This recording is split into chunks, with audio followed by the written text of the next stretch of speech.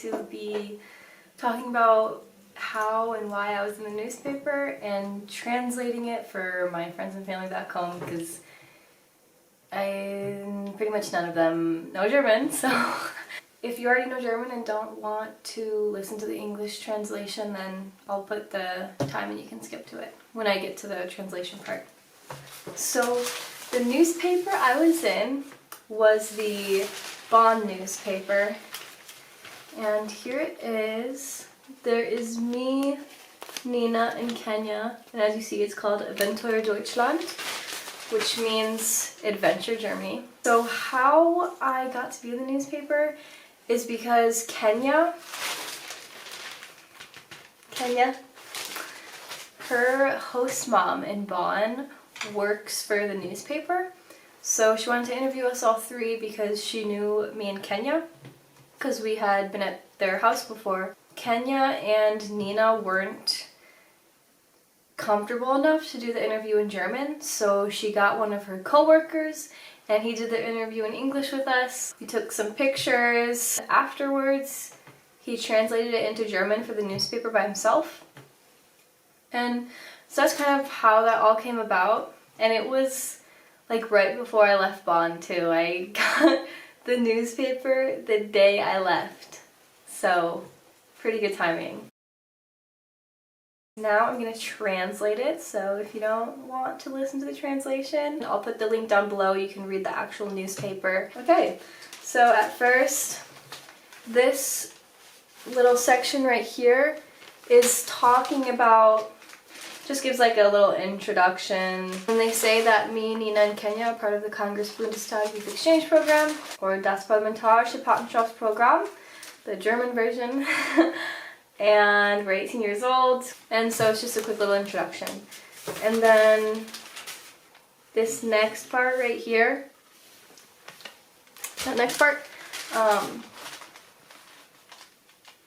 talks about our language school, which was at AIB, Akademie für Internationale Bildung. We became friends in Bonn. We didn't know each other beforehand, before the program. And then after Bonn, which is now, we'll all go to different places. Kenya will go to Dortmund. Nina will go to Frankfurt. Well, we are all here right now, but anyways. And then me, of course, Strela, in between Leipzig and Dresden, a small town.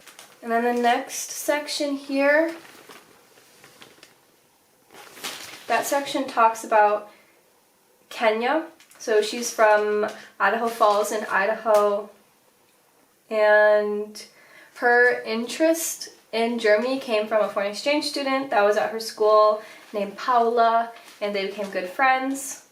And so that sparked her interest in Germany, was from that foreign exchange student. So from here they kind of talk about how we got into German and Germany and why we chose Germany specifically. And then after Kenya, this section is a bit longer. It's about mine. Of course, because my story is a little long and confusing, but it's just like a little quick overview. So like, my dad said this German phrase when I was younger, schlagen Sie an, während das Eisen heiß ist. And they actually changed the sentence in here, which I'm kind of mad about, because like, you should keep it the same. If that's the sentence that got me into German, then keep it the same. Like, it says schlag zu, wenn das Eisen heiß ist. It's not right, but anyways, it means strike while the iron is hot. And I said that I thought it was really cool because I have German in my blood, and I knew a little bit of German, so I thought it was cool to know part of a language that was my ethnicity. And then I'm from Yorkville, Illinois, which is about an hour from Chicago, and I was looking at videos on YouTube, which is why I came across CBUX and thought it was perfect. And I also learned German on my own for 2 years with Duolingo, but I used other programs. They just said Duolingo in here. Yeah. And then afterwards, right here, this little section to here, that talks about Nina and her experience. So she's from Richmond, Virginia, and which is on the East Coast, and her father had worked in Germany. So in 2018, she did this summer camp for the first time in Germany where she learned the language for about a month, and it was at the Institute, I think. And the first year was in Aden-Kolben, which is a smaller town, nobody really knows it. And then the next year, in 2019, she did the program again, and it was in Cologne, yeah. And then, of course, she couldn't do it in 2020 or 2021 because of Corona. So that was her experience with it. That's how she got into Germany. And then after that here, this longer paragraph,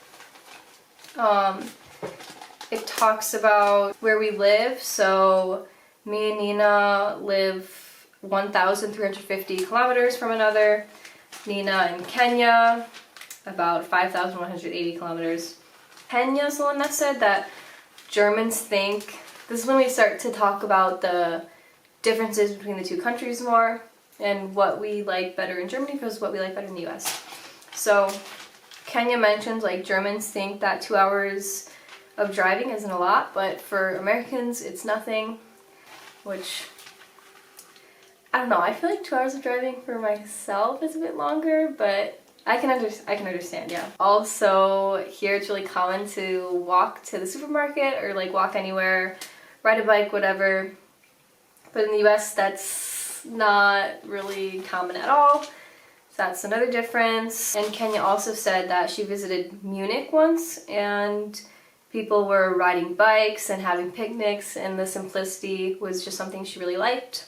Right here, okay, this little section says that public bathrooms in the US are free, and in Germany you sometimes do have to pay, so that's something that we like better in the US, of course. And then this little section to here, this longer paragraph as well. We said another difference is that Germans, when there's a problem, they will easily find a solution. Like the mentality is like, oh, we'll find a solution, no big deal. You know, it's like, it's nice. So we like the mentality there. And also, I think this is something I mentioned, the politics here are a lot more interesting. Sorry, I know politics are a huge thing in the US. But, like, the debates are a lot more professional here is something one of the other two said, I don't remember. And then also, something Nina said is that she was really surprised when her host mother asked her if she wanted to go to a protest because, like, living really close to Washington, D.C., the protests by her weren't always safe, so her parents would totally not want her to go there. Like, she lived in Richmond, Virginia, right by the Capitol when that was raided, you know. This section at the bottom here to here, that part is about Bonn.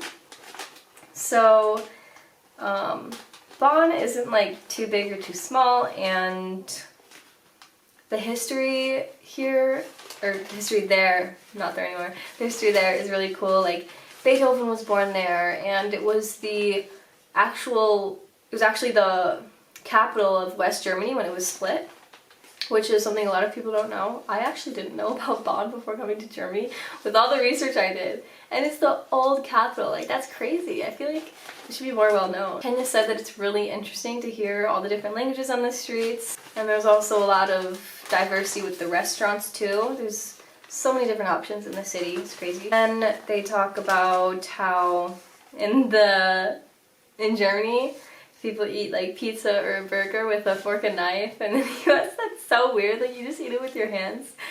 And here people also have Sunday as like a really relaxing day and can just hang out with their family. And then this paragraph here Starts out talking about the environment. So recycling is a big thing in Germany. There's so many different things like paper, plastic, bio, and regular. It's crazy, there's so many different things. And then also here, people can drink alcohol at 16. Only beer and wine, nothing hard. But then at 18 they can drink everything. And we thought that this was a really cool thing because before they start driving at 18, they know their limits. There's not as much drunk drivers and accidents, which is really sad. I feel like that's a problem in the US that we have because alcohol, we mentioned this in here too, you can't drink until 21. So you don't know your limits before, because you start driving at 16 and you don't know your limits until you're 21. So people may end up driving while drunk and it doesn't always end up good. And in Germany, there's a lot less accidents. I've actually seen 0 accidents in my entire 3 months that I've been here so far. I've heard about one in Bonn, but I didn't drive past it or anything. That's crazy because in the US I'd see like maybe once every month or 2 and I'd hear about so many. It was crazy. Here